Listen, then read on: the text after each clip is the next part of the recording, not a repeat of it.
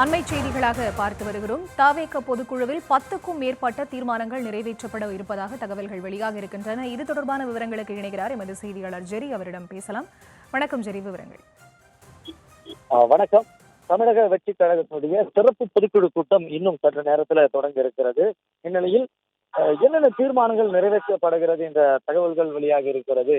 அதாவது முதலாவதாக கரூர் கூட்ட நெரிசலில் உயிரிழந்த 41 பேருக்கு இரங்கல் தீர்மானம் நிறைவேற்றிய பிறகு விவசாயிகள் நெல் கொள்முதல்களை உரிய நேரத்தில் கொள்முதல் செய்யாமல் அவற்றை மழையில் நனைய விட்டு வீணாக்கியதை கண்டித்து தீர்மானம் நிறைவேற்றப்பட இருப்பதாகவும், எல்லை தாண்டி மீன்பிடித்ததாக கூறி தமிழக மீனவர்களை இலங்கை அரசு சிறைபிடிப்பதை கண்டித்தும், கைது செய்தவர்களை உடனடியாக விடுவிக்க மத்திய மாநில அரசுகளை நடவடிக்கை எடுக்க வலியுறுத்தியும் தீர்மானம் நிறைவேற்றப்பட இருப்பதாகவும், வாக்காளர்களின் உரிமைகளை பறிக்கக்கூடிய தமிழ்நாட்டில் வாக்காளர் பட்டியல் சிறப்பு தீவிர திருத்தத்தை தேர்தல் ஆணையம் நிறுத்தி வைக்க வலியுறுத்தியும் தீர்மானம் நிறைவேற்றப்பட இருப்பதாகவும், கரூர் கூட்ட நெரிசலில் உயிரிழந்த சம்பவம் தொடர்பாக நியாயமான கருத்துக்களை சமூக ஊடகங்களில் பதிவு செய்த சமூக ஆர்வலர்களை கைது செய்ததை கண்டித்தும், பள்ளிக்கரணை சதுப்பு நிலம் அதாவது ராம்சார் ஒப்பந்தத்தை மீறி தனியார் நிறுவனத்திற்கு கட்டுமானம் கட்டுவதாக அனுமதி அளித்த சென்னை பெருநகர வளர்ச்சி குழுமத்தை அதாவது சிஎம்டிஏவை கண்டித்து தீர்மானம் நிறைவேற்றுவதாகவும், வெளிநாடுகளுக்கு அரசுமுறை பயணம் செய்த தமிழ்நாடு முதலமைச்சர் மு.க.ஸ்டாலின் எவ்வளவு முதலீடுகளை ஈர்த்துள்ளார் என்பதை குறித்து